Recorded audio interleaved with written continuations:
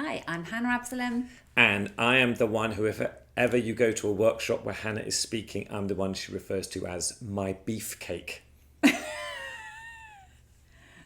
Yeah.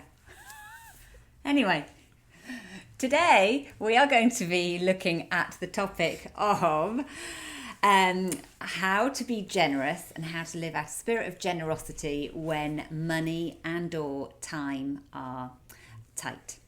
So we have been in seasons of life where either we've been super busy with work or with family, and just we've not had much time for people in some ways.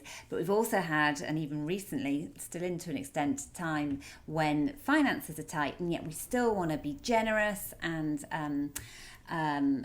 So how do we actually do that? And I think it's probably worth recognising up front that when you're in that situation, you are tempted either to be fearful, thinking, how on earth is this going to work? I need to do all this stuff. I need to be missional. I need to be pouring into other people. But how can I when I've got no time or I've just got no money? And also, you can sometimes have a spirit of poverty and almost be a bit mean and not want to invite anybody over or not do anything with anybody because things are tight. So, but I think we believe that is not a kingdom mindset. If Jesus in the Bible says that he owns the cattle on the 1,000 hills, then he's got unlimited resources, and we do not need to fear. We don't want to be foolish, but we don't need to fear. And to have a spirit of poverty is not biblical. We want to have that generosity of spirit. So the two words that we'd probably see as guide us are generosity and wisdom. So like Hannah's just explained, we want to be generous, but also we want to be wise. Wise means you don't say yes to everyone who asks. You can't do that. But we still have the mindset with the belief that it all belongs to the Lord. So we want to balance this thing of being generous and wise. And so this is two areas that we are talking about today, of money and time. So first of all, just thinking about money and finances and how that operates in our lives. A couple of things that we try to do so we move in these things. So one thing with money is, for us, since before we were married, but all through our marriage, we've always tithed.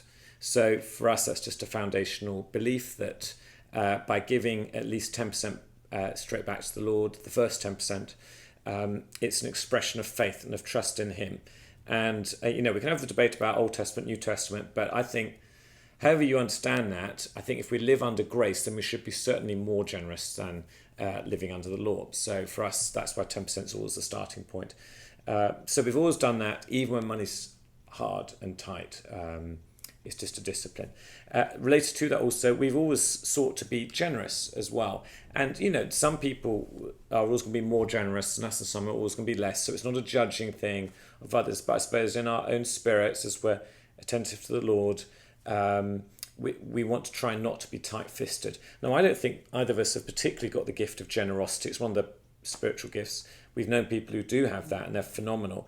So I don't think we're exceptional in that. But there's just this thing of we want to live a lifestyle of generosity. So therefore, we make choices out of that. So to give, I don't know if this is helpful, not a specific example, since we've been church planting again in the last 18 months or so, and money's been really tight for us.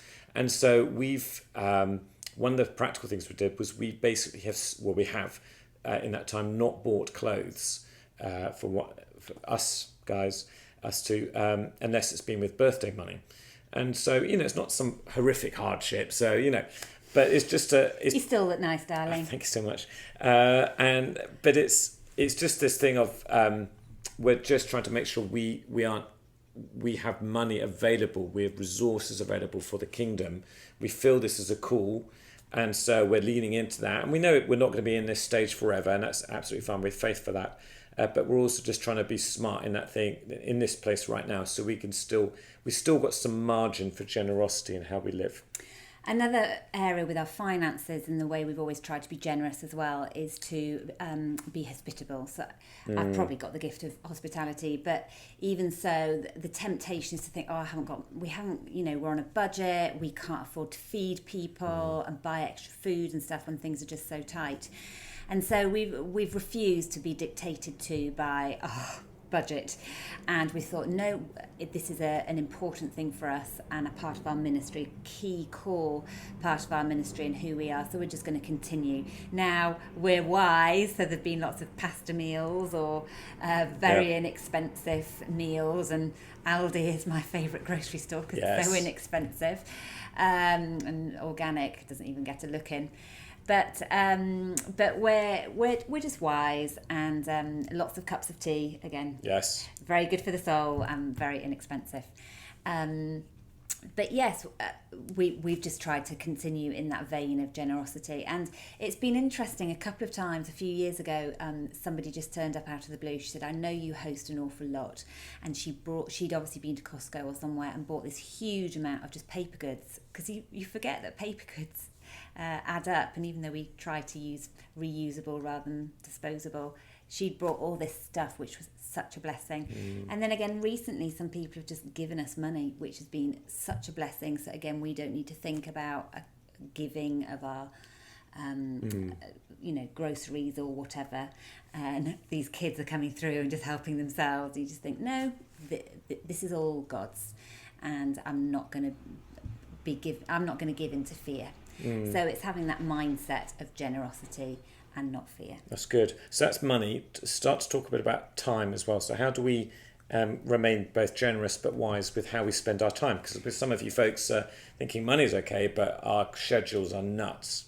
So I think, again, lots of specific things you can do here. So when you're doing something, make sure you put in an end time, so set expectations. So just say, oh, I've just got half an hour to do this, or whatever it is. So put in an end time even beforehand, so that people know, okay, we've got this amount of time, rather than sometimes we've been in the situation and we've not said, look, we've only got an hour and a half or whatever, and literally 10 minutes before we're about to leave, they start with what they really wanted to talk about, and you think, oh my goodness. Yes. So if you set that expectation to begin with, then people know the parameters. Yep. Also, multitasking is a really good thing, by which I mean invite people, do things with people that you are already having to do. So whether it is exercise, whether it is watching your kids' game, whether it is go to the grocery store. I've done that. I've taken people around the grocery store with me. Woohoo! Yep. Or whatever it is, something that you are doing in your regular schedule anyway, invite people into that. Another thing, when we do hospitality, I mean, it's to an extent a value of ours anyway, but include people in the setup and clear up. So if you wanted to talk with someone a little bit extra, either you could say, come 10 minutes before, let's get 10 minutes, just talk and just process that while we're setting up for this event, or come talk with me as we clear up. So use those times. Just think of all your times. How can you multitask? And I think there's a temptation that we face when we're busy, which is to say, I don't have time to invest into others. I'm so busy, I've got all these responsibilities. And I feel that we need to recognise that as a lie from the enemy. We are called to invest into others. That's perhaps our top calling, certainly one of the top, in terms of how we extend in the kingdom. Well, the way the kingdom extends is through us going and making disciples. And the way disciples are made is it's life on life.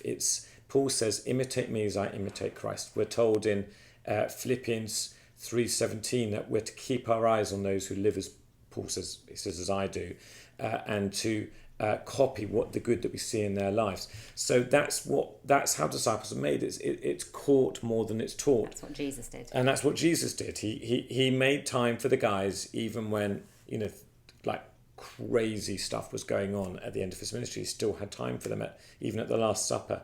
So on the cross. And on the cross, he's still, I mean, he's caring for Mary and talking to John and all the rest of it. So we have to learn to operate like that. So I think it's never an option to say, I don't have time for people. Now, you learn to prioritize. You learn to recognize who are the ones you're particularly called to invest into. You're smart about time. Some of the tips Hannah gave. So the how and the when. Doesn't mean you say yes to everyone. All the rest of that good stuff. But boundaries, clarity, all those things. But you should be investing in people. Who are the ones you're investing into? And you should be clear about that and make that a priority. Make sure that that gets into your life. And the other thing that's related to that is we're all meant to be on mission the whole time. So you don't get to say, well, life's too busy, I'm not really on mission for this year or these years. It doesn't work like that. So we are always missionaries. We're always called to be representing Christ in our neighborhoods and our networks of relationships and workplaces and families and wherever you are.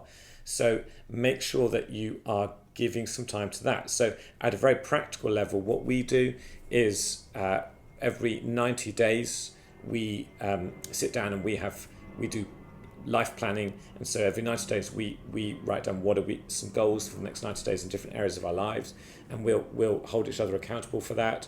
And then week by week we will sit down normally on the Sunday and just plan out the week ahead.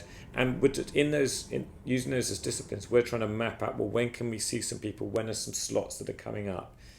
When might we do this particular thing that we've got on our hearts to do? So generally you have to be intentional to make sure it happens. So we'd encourage you to live like that. So homework time. Here's the homework. What we want you to do is this: as you think about your money and time in your life, so you think about how you're spending those two great resources, 2 questions. Where do you need to operate with greater generosity? And where do you need to operate with greater wisdom?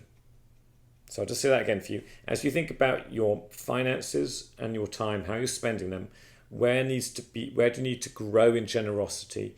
And are there some areas where you need to grow in wisdom? So that's more like the tactics and the strategies and the boundaries and all the rest of it.